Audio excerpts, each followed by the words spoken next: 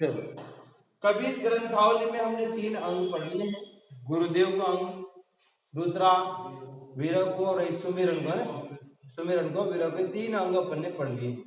आज चौथा अंग है अपने ज्ञान विरह को। कौन सा अंग पढ़ेंगे आज हम? ज्ञान विरह को। तो इसमें जो 10 पद है उनमें आप देखना कहीं ना कहीं पूरी तरह से विरह की बात की जाएगी, ज्ञान विरह की बातें की जाएगी। तो 10 अंकों में आपको कुछ शब्द ऐसे मिलेंगे जो कॉमन मिलेंगे, जो आपको सभी 10 के 10 साखियों में मिलेंगे। तो इसे हमें पता रहना चाहिए कि ज्ञान विरह को अंग के ये साखियां हैं।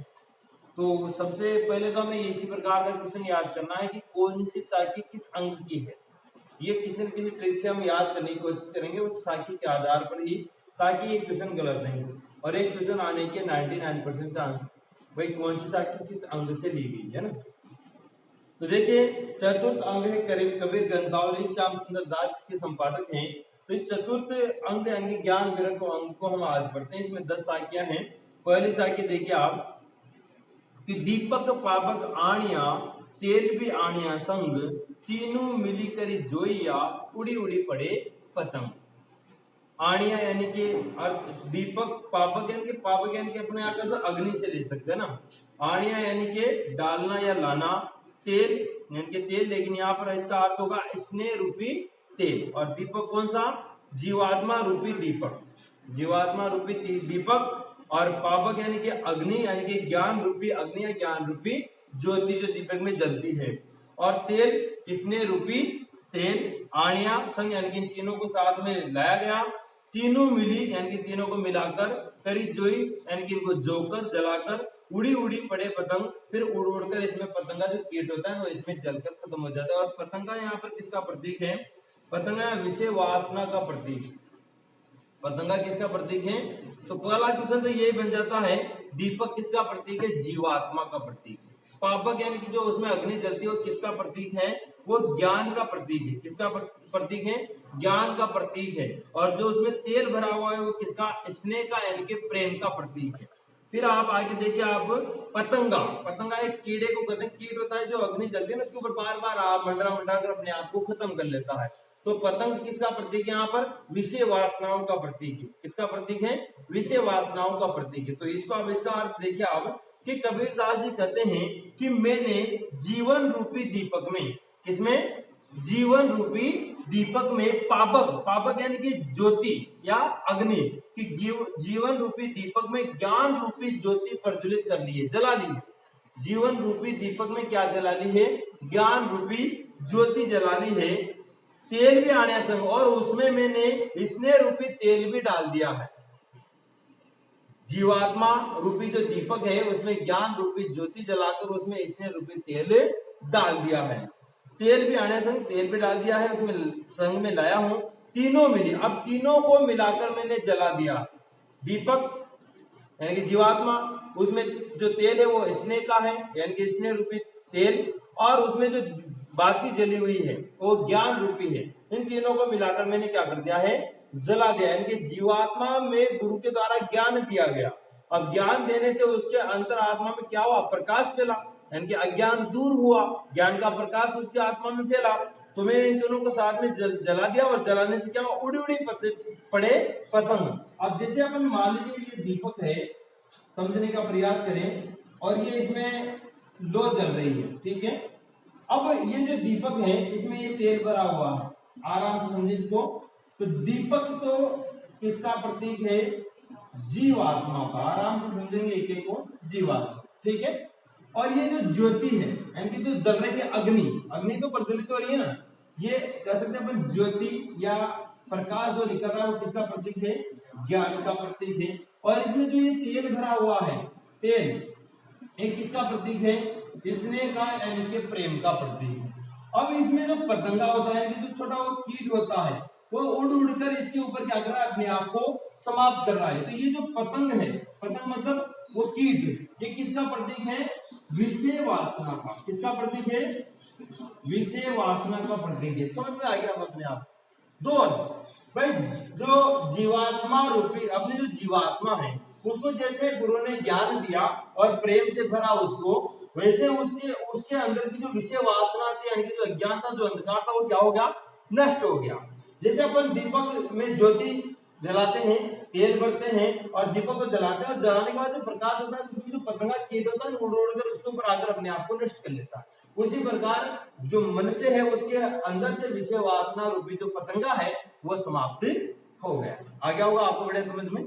आगे देखिए नंबर 2, मारिया है जे मरेगा बिन सर तोथी भाली, पड़िया पुकारे बीच तरी आज मरे के काली। यहाँ मारिया है यानी कि जिसको मारा गया है, मरेगा यानी कि वो मरेगा, बिन सर बिना बाण के ही, सर यानी बाण, बिना बाण के ही, थोती भाले यानी कि छोटे से भाले से ही, यानी कि बिना, वो आगे भाला देखा होगा आपने, तीखा होता है ऐसे ऐसे करके फिर ऐसे होता है ना, तो इसके बिना ही, थोती भाले यानी कि बिना फलक वाले भाले से मर जाएगा वो तो। पड़िया पुकारे वृक्ष तरी, और फिर बाद में वृक्ष, वृक्ष का मतलब है वृक्ष, कि वृक्ष तरी मतलब नीचे, कि वृक्ष के नीचे पड़ा पड़ा पुकारता रहेगा आज मरे के काली, यानी कि वो आजकल में ही मरने वाला है। ठीक है, तो अब इसका अर्थ देखा कि कबीरदास जी कहते हैं कि जो जन प्रभु के द्वारा मारा गया है, मारा है जे मरेगा, यानी कि जिस जन को प्रभु के द्वारा मारा गया है, यानी कि प्रभु ने जिसको मारा है, बिन सर तोथी वाली, वह तो बिना फलक यानी कि बिना, जो आगे फलक नहीं होता ना, उस बिना फलक वाले भाले से ही मर जाएगा। जिसको प्रभु ने मारा है वो तो बिना फलक वाले भाले से ही मर जाए, यानी कि उसकी मुक्ति आसानी से हो जाएगी, उसको ज्यादा प्रताड़ित करने की आवश्यकता नहीं पड़ेगी। पड़िया पुकारे वृक्ष तरी, और वो वृक्ष के नीचे पड़ा हुआ पुकारता रहेगा, और वो आज मरे की काली, वो आज या कल में ही मर जाएगा। वरना कई लोग देखे ना बहुत सालों तक तड़पते रहते हैं, और जो सच्चे मन से सदगुरु हैं कि ब्रह्मा का की आराधना करता है, भक्ति करता है, साधना करता है, ऐसे भक्त और ऐसे शिष्यों को बहुत जल्दी मुक्ति प्राप्त हो जाती है, और बहुत ही हल्के से ही उनके ऊपर जो भगवान का जो हल्का सा प्रहार है उससे वो मुक्ति प्राप्त कर लेते हैं, उनके लिए अस्त्र शस्त्रों की आवश्यकता नहीं पड़ती है। तो आगे होगा समझ में, मारा है जे मरेगा, कि प्रभु ने जिस भक्त को मारा है वो मर जाएगा, बिन सर तोती वाले, इनकी बिना बाण के ही, हल्के से भाले से वो मर जाएगा। पड़िया पुकारे वृक्ष तरी, और वृक्ष के नीचे पड़ा हुआ पुकारता रहेगा भगवान को आज मरे की काली, लेकिन उसका आज या कल में उसके प्राण से निकल जाएंगे, यानी कि उसकी आत्मा परमात्मा से मिल जाएगी, जल्द ही उसका मिलन परमात्मा से हो जाएगा। आ गया समझ में। तीसरा देखिए, हृदय भीतरी दो बले, धुआं न प्रकट होई, जाके लागी सो लखे, के जिही लाई सोई। हृदय भीतर यानी कि हृदय के भीतर दो बले, दो बले यानी कि अग्नि जलती है, दो यानी कि जलना, सॉरी दो यानी तो अग्नि, और जले बले यानी कि जलना, यानी कि अग्नि जलती है, धुआं न प्रकट होए, धुआं प्रकट नहीं होता है, जाके लागी यानी कि जिसके लगती है, जिसके हृदय में इस प्रकार की आग जलती है, सो लगे वही इसे देख पाता है, कि के या के मतलब या जी, जिसके लाई हुई है, जिसने इस आग को लगाया है, या तो जिसके हृदय में ये आग लगी हुई है वो जिसको देख सकता है, या जिसने इसको लगाया वो इसको महसूस कर सकता है, उसको देख सकता है, बाकी संसार इस आग को क्या इसके धुएं को भी नहीं देख सकता। अब इसका अर्थ करते हैं, है ना। कबीरदास जी कहते हैं कि हृदय भीतर दो बले, कि हृदय के भीतर तो प्रेम की अग्नि धधक रही है, यानी कि चल रही है। हृदय भीतरी दो बले, यानी कि हृदय के भीतर तो प्रेम की अग्नि क्या हो रही है, जल रही है, धधक रही है, धुआं न प्रकट हुई, लेकिन उसका थोड़ा सा भी धुआं बाहर प्रकट नहीं होता है, अंदर ही अंदर वो साधक को जलाती रहती है प्रेम की अग्नि, जाके लागी। और इस अग्नि को दो ही व्यक्ति देख सकते हैं, कौन कौन?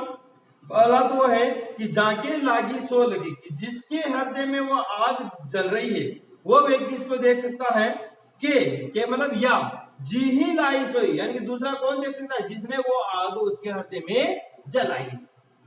दो व्यक्ति इसके हृदय की आग को देख सकते हैं, इन दोनों के अतिरिक्त से संसार इसका धुआं भी नहीं देख सकता, यानी कि हल्का सा भी दूसरे लोगों को आभास नहीं होता। ठीक है, अब आगे देखिए आप नंबर 4, जल उठी झोली जली, जल उठी झोली जली, खपरा फूटी फूटी, जोगी था सो रमी गया, आसनी रही विभूति। अर्थ देखिए पहले, जल उठी झोली जली, यानी कि जल उठी, यानी कि जल उठी झोली, यानी कि उसकी जो झोली है कहीं देखा साधु संत कहीं झोली टांके रहते हैं, वो जल गई है। खपरा फूटी फूटी, और जो मनुष्य का जो कपाल है, खोपड़ी है, वो भी जलकर फूट फूटा गया, यानी टूट फूट गया, नष्ट हो गया। जोगी था सो रम गया, यानी कि जो जोगी था, योगी था, रमी गया यानी कि उसमें रम गया। आसन ही रही, आसन यानी कि आसन होता है ना साधक का, जो साधना का स्थल होता है, वहां पर क्या रह गया, अब विभूति यानी कि वहां पर राख, बानी कहते हैं ना अपन, वहां पर राख शेष रह गया। अब इसका अर्थ देखिए, विभूति का मतलब राख है ना। जल उठी झोली जली, कबीरदास जी कहते हैं कि प्रेम रूपी जो दावाग्नि जली, उसे क्या हुआ, उसे योगी के शरीर की जो शरीर रूपी जो झोली, यानी कि योगी का जो शरीर है उसको यहाँ क्या माना है, झोली, कि योगी के शरीर रूपी झोली उसमें जलकर खत्म हो गई, यानी कि नष्ट हो गया, यानी कि बाहरी आवरण नष्ट हो गया है।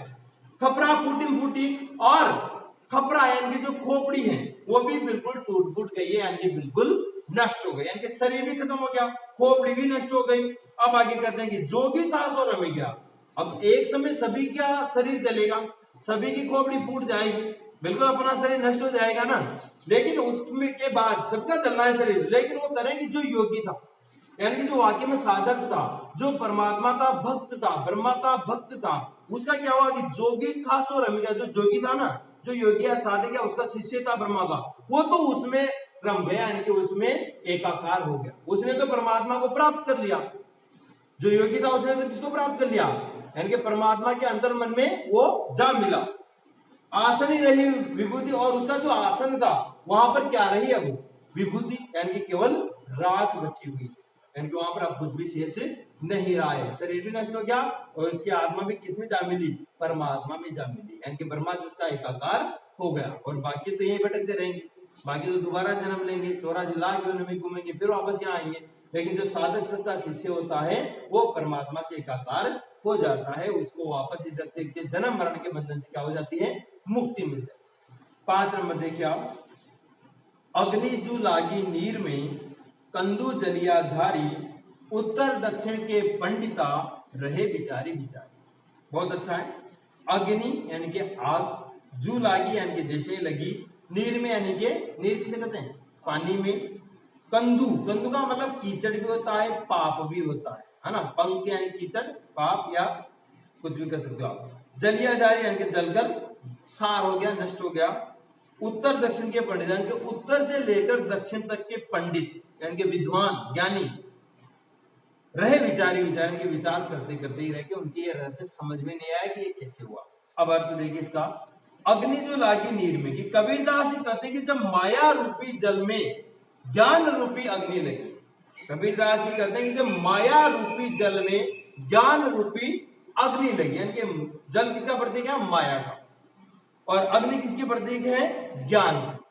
कि जो जल, अब पानी में मान लो आग लग जाए तो क्या हो, तो माया रूपी जल में ज्ञान रूपी अग्नि लगी, तो कंदू जलिया झारी, कंदू मतलब कीचड़, कि विषय वासना रूपी जो कीचड़ है वो जलकर क्या हो गया, नष्ट हो गया। पानी में आपने देखा होगा कीचड़ रहता है, कुछ कीटाणु रहते हैं, लेकिन उसके अंदर अगर ज्ञान रूपी अग्नि लग जाए तो वो अंदर जो कीचड़ यानी जो वासना रूपी, जो उसके अंदर विषय वासना रूपी जो चीजें भरी रहती है, वो क्या हो गई, ये जलकर नष्ट हो गई। यानी कि जैसे कीचड़ पानी से बिल्कुल नष्ट हो जाता है, वैसे ही व्यक्ति के हृदय से यानी कि उसकी आत्मा से क्या खत्म हो जाता है, विषय वासनाएं समाप्त हो जाती हैं। अब वो तो समाप्त हो गई, उसमें जलकर वो क्या हो गई, समाप्त हो गई। अब इस बात का रहस्य जानने के लिए सभी ने सोचा भाई पानी में आग कैसे लग गई, पानी में आग कैसे लग गई, इस बात का रहस्य जानने के लिए उत्तर दक्षिण के पंडित यानी कि उत्तर से लेकर दक्षिण तक के यानी कि पूरी सृष्टि के जितने भी पंडित थे, जितने भी विद्वान थे, वो रहे विचारी विचारी कि वो विचार कर करके रह गए, सोचते सोचते रह गए कि ये कैसे हो गया, लेकिन उसके रहस्य को कोई भी नहीं जान पाया। सच्चा साधक ही उसके रहस्य को जान सकता है, और कोई उसके रहस्य को नहीं जान सकते। आगे देखिए, तो इसमें आप ये ध्यान रखना, अग्नि किसकी प्रतीक है, नीर किसका प्रतीक है, और एक कंदू किसका प्रतीक, कंदू तो विषय वासना का हो गया, अग्नि किसका प्रतीक है, माया की, माया जो सांसारिक आवरण हमें आकृष्ट करते हैं अपनी ओर, और नीर, नीर यानी कि ज्ञान, माया रूपी जल, सॉरी जल है माया रूपी जल, और उसमें ज्ञान, ज्ञान रूपी अग्नि, यानी कि अग्नि तो ज्ञान का प्रतीक है और जल किसका प्रतीक है, माया का प्रतीक है। आगे देखिए नंबर 6, दो लागी साहिर जल्या पंछी बेटे आई, दादी देह न पालवे सतगुरु गया लगा। इसका अर्थ देखिए शब्दों का पहले, दो लागी, ये दो का मतलब क्या होता है? आग, लागी मतलब लगी, आग लगी। साहिर मतलब सागर, जलिया मतलब जल गया। पंछी यानी कि पंछी बैठे आई, आकर बैठ गए। दादी देह न पालवे, दादी मतलब यहाँ पर जली हुई, दग्ध, कि जली हुई देह यानी कि शरीर न पालवे नहीं पालेंगे दोबारा। सतगुरु गया लगाए, कि सतगुरु जिस आग को, ज्ञान रूपी आग को हमारे अंदर लगा गया है, अब उसको हम बुझने नहीं देंगे।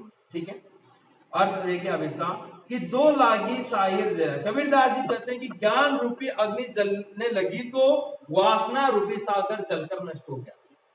कबीरदास जी कहते हैं कि ज्ञान रूपी अग्नि जलने लगी तो वासना रूपी जो सागर था वो जलकर क्या हो गया? नष्ट हो गया है। तो दो लागी मतलब ज्ञान रूपी अग्नि लगी, उससे क्या हुआ? साहिर जलिया, यानी कि ज्ञान रूपी वासना रूपी जो सागर है वो क्या हो गया? जलकर नष्ट हो गया। यहाँ पर ध्यान रखना, अग्नि तो क्या है? ज्ञान का प्रतीक है, और जो सागर है वो किसका प्रतीक है? वासना का प्रतीक है। कि ज्ञान रूपी अग्नि में वासना रूपी सागर जलकर क्या हो गया? नष्ट हो गया।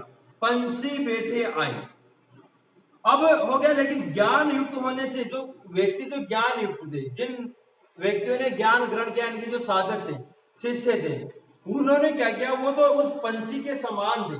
भाई सागर तो जल रहा था, यानी कि पूरा संसार जल रहा था, उसमें सभी माया के लोभी सब नष्ट हो रहे थे, विषय वासनाओं में डूबे हुए लोग नष्ट हो रहे थे उस ज्ञान के आगे। लेकिन जो ज्ञान युक्त जो साधु था, साधक था, उसके हृदय यानी कि उसको माया मोह से दूर हो गया, तो उसके हृदय में क्या निवास कर? वैराग्य, विवेक, करुणा, यानी कि उसके वो संसार से वैराग्य धारण कर लिया था उसने पहले। तो इन गुणों के कारण वो उसमें जला नहीं, वो उससे बाहर निकल गया, यानी कि वो बच गया। दादी देह न लागी, अब जो ये ज्ञान रूपी अग्नि लगी है, दादी देह न पालवे, यानी कि जो ज्ञान रूपी अग्नि गुरु के द्वारा हमारे शरीर में लगाई गई है, देह मतलब शरीर, दादी मतलब दग्ध, जलाना, न पालवे, अब इसको हम क्या कहा आगे? कि आगे हम इसको विकसित नहीं होने दूंगा, यानी कि ये जो अग्नि जल रही है इसको मैं और ज्यादा इस शरीर में विकसित नहीं होने दूंगा, क्योंकि ये जो अग्नि है ये किसने लगाई है? सतगुरु के द्वारा, सतगुरु गया लगाए, कि सतगुरु के द्वारा ये अग्नि मुझ पर यानी कि मेरे ऊपर लगाई गई, यानी कि ज्ञान मेरे ऊपर दिया गया। तो इसमें देखो एक लाइन को पढ़ लेते हैं, कि अब मैं मेरे दग्ध इस वासना रूपी शरीर को वापस विकसित नहीं होने दूंगा। जो वासना रूपी जो शरीर था ना साधक का, वो जला दिया गुरु ने ज्ञान के उपदेश देकर। तो अब साधक चाहता है कि मैं इस गुरु के द्वारा जो मेरा वासना रूपी जो शरीर था, जो गुरु के द्वारा ज्ञान रूपी उपदेश देकर जलाया गया था, मैं इसको वापस नहीं जीवित होने दूंगा, यानी कि इसको जलने दूंगा, ताकि ये पूरी तरह से नष्ट होकर बिल्कुल परमात्मा से एकाकार हो जाए। इसलिए मैं इसको वापस नहीं जलने दूंगा। सतगुरु गया लगाया, और ये जो ज्ञान रूपी अग्नि थी इसको किसने लगाया था? सतगुरु ने लगाया था, इसलिए मैं इसको नहीं होने दूंगा। ठीक है, आगे देखिए आप 7 नंबर, गुरु दादा चेला जलिया, बिरहा लागी आगी, तिनका बपड़ा उबरिया, गली पूरे के लागी। दादा मतलब वही जलाना, गुरु के द्वारा जलाना, चेला जलिया, गुरु ने जैसे ज्ञान रूपी अग्नि जलाई तो उससे कौन जला? चेला, शिष्य। बिरहा लागी आगी, विरह में वो आग लग गई। तिनका यानी कि तिनका, बपड़ा यानी कि बेचारा, उबरिया यानी कि उबर गया, गली पूरे के लागी यानी कि पूरे उसमें मिलने के बाद वह उसे उबर सका है। तो इसका अर्थ है कि आप कि गुरु दादा, कबीरदास जी कहते हैं कि जब सतगुरु ने प्रेम रूपी अग्नि को जलाया, सतगुरु ने किसको जलाया? प्रेम रूपी अग्नि को जलाया, तो उसे क्या हुआ? चेला जला, तो उसमें शिष्य क्या हो गया? जल गया, अर्थात उसको ज्ञान की प्राप्ति हो गई। ज्ञान रूपी वो अग्नि में शिष्य जल गया, मतलब उसको ज्ञान की प्राप्ति हो गई। विरहा लागी आगी, फिर आगे कहते हैं कि विरह की ये जो आग लगाई, तिनका बपड़ा उबरिया, गली पूरे के लागी, कि किंतु शिष्य की यह विरहानुभूति तभी मुक्त हो सकती है जब उसकी तृण तुल्य स्वतंत्र एवं अस्तित्वहीन आत्मा पूर्ण रूपेण ब्रह्मा में लीन होगी।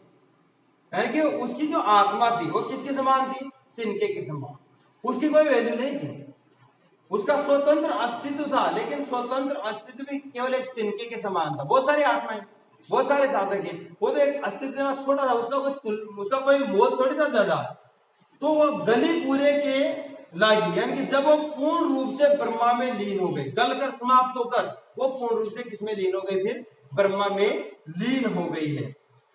लेकिन किसके कारण, गुरु के द्वारा जो ज्ञान रूपी अग्नि प्रज्वलित की, यानी कि गुरु के द्वारा जो ज्ञान रूपी जो उपदेश से साधक को दिए गए, उसी की वजह से वो उस अग्नि में उसके अंदर की विषय वासनाएं तो जल गई और उसका एकाकार किससे हो गया, ब्रह्मा से।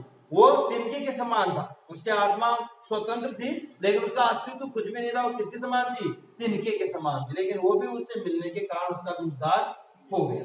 8 नंबर देखिए आप, अहेड़ी दो लाइया मृग पुकारे रोई, जा बन में क्रीड़ा करी, दाजत है बन सोई। ये तो बिल्कुल सिंपल है।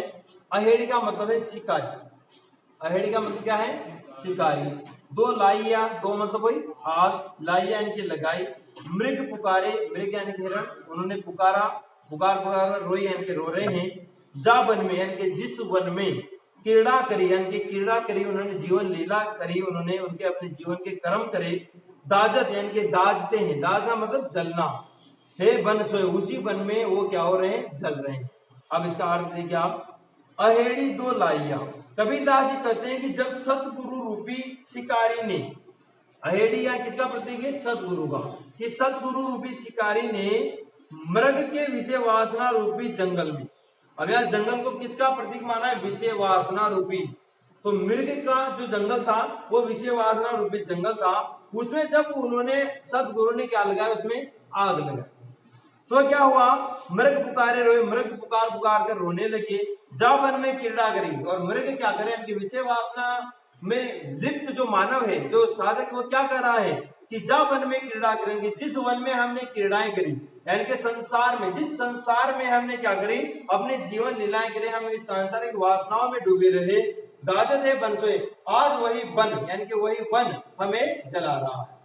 दो अर्थ है, देखिए इसमें दो प्रकार से समझना आप, एक तरफ तो है शिकारी, शिकारी ने क्या करी, वन में आग लगा दी, वन में क्या लगा दी, इसने आग लगा दी, जैसे शिकारी ने वन में आग लगाई, तो वन में क्या है, मृग है, मृग वन में आग लगते मृग वहां से बाहर भागने लगेंगे, वन से जंगल से बाहर भागने लगेंगे, और जैसे वो बाहर निकले, और बाहर निकलते वो क्या हो गए, शिकारी ने पकड़ ली, ठीक है, ऐसे पकड़ते, पहले क्या करते थे, शिकारी मृगों को पकड़ने के लिए पूरे जंगल में आग लगा दिया करते, और आग लगने के कारण मृग जंगल को छोड़कर बाहर निकलते थे, और बाहर निकलते शिकारी उनको पकड़ ले, ठीक है। अब इधर शिकारी का मतलब है सतगुरु, ठीक है, परमात्मा सतगुरु। अब वन का मतलब यहाँ पर एक तरह से संसार, वन का मतलब क्या है, संसार। आग, अब ज्ञान, सतगुरु ने ज्ञान का प्रवेश कराया, मृग यानी कि यहाँ पर ले सकते हो आप मानव, ठीक है, और बाहर यानी कि जैसे इसको छोड़ दिया कि यहाँ पर सतगुरु ने संसार रूपी वन में जैसे ज्ञान रूपी आग लगाई, वैसे जो मानव है वो उसके हृदय से विषय वासनाएं क्या होने लगी, दूर होने लगी, और उसका एकाकार किससे हो गया, सतगुरु से, गुरु से सॉरी ब्रह्मा से, परमात्मा से उसका मिलन हो गया, यानी कि उसके अंदर से जो विषय वासनाएं तो बिल्कुल नष्ट हो गई। जिस प्रकार वन में आग लगाने से जो मृग हिरण है वो बाहर भाग जाते हैं, वैसे आग लगने के कारण, ज्ञान का प्रवेश होने के कारण हृदय के अंदर जो मानव के या साधक के हृदय में जो विषय वासनाएं थी वो उसके अंदर से बाहर निकलने लगी, यानी कि जैसे कि मृग बाहर निकलता है ना, वैसे उसके हृदय से विषय वासनाएं बाहर निकली। तो मृग यानी कि मृग किसका प्रतीक है यहाँ पर, विषय वासनाओं का प्रतीक, जो मानव के हृदय में विराजमान रहती, ठीक है। आगे देखिए 9 नंबर देखिए, पानी माहे प्रजली भई अप्रबल आगी, बहती सलिता रह गई, मंच रहे जल त्यागी। शब्दार्थ देखिए आप, पानी माही यानी कि पानी में, प्रजली यानी कि जली, प्रज्वलित हुई, भाई अप्रबल आगी, अप्रबल यानी कि जो कर सकते हो आप तीव्र वेग से जो प्रबल हो गई है वो, बहती सलीला, सलीला सलिता यानी नदी, बहती हुई नदी, रह गई यानी कि रुक गई, मंच रहे जल त्यागी, और मंच का अर्थ है मछलियां, और वो मछलियां जो है वो त्याग, जल को त्यागने लगी, यानी कि उसे दूर होने लगी। अब अर्थ देखिए आप, पानी माहे प्रजली वही अप्रबल आगी, कि कबीरदास जी कहते हैं कि माया के विषय वासना रूपी जल में, तो यहाँ पर जो जल है वो विषय वासना का प्रतीक है। माया का के विषय वासना रूपी जल में लगी आग, वही अप्रबल आगी, आगी यानी कि आग की लगी हुई आग तीव्र वेग से प्रबल हो गई। वही अप्रबल आगी यानी कि वो आग तीव्र वेग से क्या हो गई, प्रबल यानी कि बहुत ज्यादा जलने लगी। बहती सलीला रह गई। और इस यहाँ देखिए आप इसमें देखा है कि ये जो सरित आदि जो बह रही थी वो क्या हो गई, उसका प्रवाह रुक गया। जैसे उसमें वो ज्ञान की आग लगी, वो जो प्रवाह था वो रुक गया। और मंच रहे जल त्यागी, और इस जल रूपी संसार का त्याग करके जो जीव थे वो इससे बाहर निकल के यानी कि अपने जीवन से मुक्त होने लगे। यानी कि मछलियां आदि जो जीव है वो यानी कि कह सकते हैं मानव के प्रतीक यहाँ पर, वो इस संसार रूपी भवसागर से जैसे वो नदियां पानी का बहाव रुक गया वैसे वो इससे निकलकर जीवन से मुक्त होने लगी। दोबारा देख लीजिए कि कबीरदास जी कहते हैं कि माया के विषय वासना रूपी जल में लगी आग तीव्र वेग से प्रबल हो गई। पानी माहे प्रज्वल यानी कि माया का जो विषय वासना रूपी जो जल है उसमें लगी आग वही अप्रबल आगी यानी कि वो तीव्र गति से क्या हो गई, प्रबल हो गई, यानी कि वो ज्यादा जलने लगी। बहती सलिता रह गई यानी कि बहती हुई जो नदी थी वो रुक गई। मंच रहे जल त्यागी, और मछलियां वो जल को त्याग कर मुक्ति को प्राप्त हो गई, यानी कि मानव ने मुक्ति को प्राप्त कर लिया। लास्ट देखिए आप जो ज्ञान विरह को अंगे उसका लास्ट 10 नंबर की साखी है अपने कि समंदर लागी आगी, वही बात इसमें भी, समंदर लागी आगी नदियां जली कोयला भई, देखी कबीरा जागी मंची रूसा चढ़िया। देखिए आप बहुत सीधा है, समंदर लागी आगी, समंदर का मतलब समुद्र या सागर, लागी आगी लग गई, आगी मतलब आग, नदियां जली यानी कि उससे जो नदियां थी वो जलकर क्या हो गई, कोयला भई यानी कि कोयला हो गई। देखी कबीरा जागी, कबीरदास जी ने जागकर देखा कि मंची रूसा चढ़ी गई। मंची मतलब मछली और रूसा मतलब वृक्ष, यानी कि वृक्ष में जाकर चढ़ गई है।